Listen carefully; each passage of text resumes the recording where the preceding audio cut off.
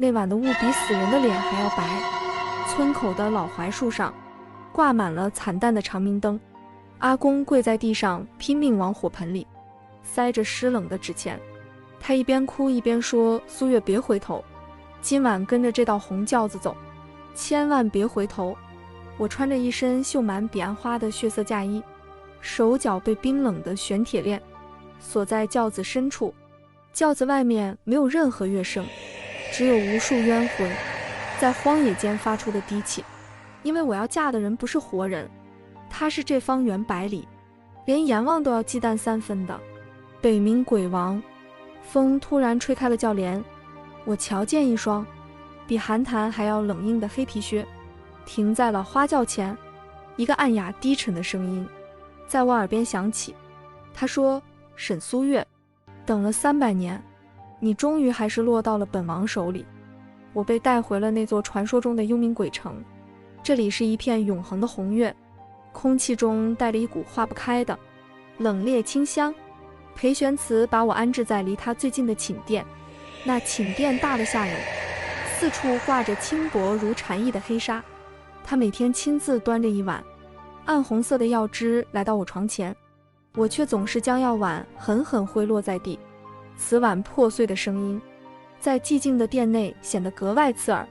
我对他吼着说：“你杀了我吧，我宁愿散了这身魂魄，也不要当你修炼的药引。”裴玄慈却从不生气，他只是慢条斯理地弯下腰，用那双修长且苍白如雪的手一片片拾起碎片，其中一片划破了他的指尖，溢出了一滴暗红色的血。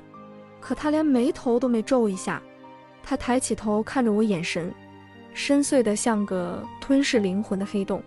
他说：“沈苏月，你的命是本王换回来的，没有本王的允许，这地府连大门都不会为你开。”这时候殿外传来一阵银铃般的冷笑，一个穿着火红纱裙妖艳入骨的女子摇曳生姿地走进来。她是这城中修炼了1000年的恶鬼红鸾，也是一直觊觎着王妃之位的狠角色。她轻蔑地打量着我稚嫩的脸孔，这就是王上寻了300年的心头血，看起来也不过如此吗？柔弱的像朵一碰就碎的花。说着，她伸出惨白修长的指甲，那指甲上缠绕着浓郁的黑气，猛地朝我的脖颈抓了过来。我吓得闭上了眼，却听见一声凄厉的几乎撕裂灵魂的惨叫。我睁开眼，看见红鸾被一道漆黑的剑气生生钉在柱子上。裴玄慈站在我身前，半张脸隐在阴影里，他声音冷得不带一丝起伏。他说：“本王身边不需要不安分的狗，滚去九幽深渊，受万箭穿心之刑100年。”红鸾不可置信地看着他，一边吐着浓烟，一边被侍卫拖了下去。裴玄慈转身看着我，他眼底那股子骇人的杀气瞬间消失了，取而代之的是一种让人心颤的温柔。他伸手想摸摸我的脸，我却下意识地往后缩了一缩。他僵住的手停在半空中，那一刻我看见他眼里闪过一抹荒凉的孤寂。在那之后，裴玄慈对我几乎是到了溺爱的程度。我要吃阳间的桂花糕，他便差使阴差跑遍百里，去寻最出名的师傅。我要看人间的繁华烟火，他便耗费100年修为，在鬼城的上空幻化出漫天繁星。但我心里的疑虑却越来越重，直到那天，我趁他出城巡视，偷偷闯入了他严禁任何人踏入的密室。在那里，我发现了一卷被玄铁锁住的古籍，上面清晰地写着通灵蛊的真正用途。书上说，通灵蛊乃是天地间灵气凝聚的极致之物，若能与鬼王的神魂彻底融合，便能重塑仙身，从此不再受轮回之苦。我的手不停地抖，眼泪一滴滴落在泛黄且带着霉味的纸页上。原来这一切的温柔都是一场骗局，原来他在等我这根骨头彻底长成，好让他能重新回到阳光下，做他的神明。这时候裴玄慈的脚步声在后方响起，那声音沉重的像是踏在我的心口。他看着我手里的古籍，脸色瞬间阴沉的可怕。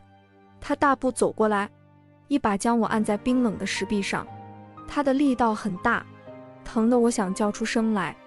我抬头看着他，冷声问道：裴玄慈，你对我这么好，是不是就等着喝我的血，吃我的肉？他死死盯着我看了很久很久，那一刻他的眼眶竟然泛起了一层薄薄的红意。他沙哑着嗓子反问我：沈苏月在你心里，本王就是这样不堪的人吗？我大笑着说：不然呢？你难道真的会爱上我这个卑微如草芥的凡人吗？他猛地低头吻住我的唇，那个吻带着疯狂的占有欲和一种必死的决绝。他放开我时，我嘴角带着一丝淡淡的甜腥。他说：既然你认准了我是恶魔，那便恨我一辈子吧，总好过你彻底忘了我。我被裴玄慈软禁在那座孤寂的寝殿里，整整1个月我没再见到他的面，直到那天红月突然变成了不祥的滴血的颜色，整座幽冥鬼城开始剧烈地颤抖起来。殿外的宫女惊慌失措的哭喊着天界打过来了。我冲出大殿，看见天际悬着无数金色的散发着圣洁光芒的神兵。他们说：裴玄慈，你私藏天道禁物，妄图强夺生灵气运，今日便要将这幽冥鬼城彻底化为焦土。我远远看见裴玄慈披着那件鲜红如血的战袍，他手持那把传说中的鬼哭剑，站在城墙最高处。他的背影看起来是那样的单薄，却又坚不可摧。我那一刻心里乱极了，我以为他是为了保护他的药引子才在战斗。我冲上城墙，对着他大喊：裴玄慈，你把我交出去吧，只要我走了，这场灾难就停了。他猛地回头，风吹乱了他那如银丝般的长发，我看见他嘴角带着血迹，却笑得很惨烈。他说：沈苏月，本王等了300年才把你这缕魂接回来，你以为我是为了这根破骨头吗？他突然将一块温润的玉坠塞进我手里，他声音急促地在我耳边响起。他说：拿着它，他会带你逃走。这痛灵骨根本不是什么补药，而是我300年前为了救你的残魂，强行从自己身上剥离的半副神格。如今天界容不下你，是因为我给了你神灵的气息。走，再也别回头看一眼。我整个人像是被雷劈中了一样僵在那里。原来这300年，他不是在养药材，他是在用自己的神格滋养我那一缕快要消散的枯魂。他才是那个一直受尽折磨的人。天界的金色雷霆猛地轰然降下，裴玄慈一把将我推入那道散发着白光的传送法阵。他转身迎向那灭世的金光，大声吼着说：本王在此，谁敢伤他一分一毫？我看着他的身体在雷火中一点点破碎，像是一尊快要融化的雪人。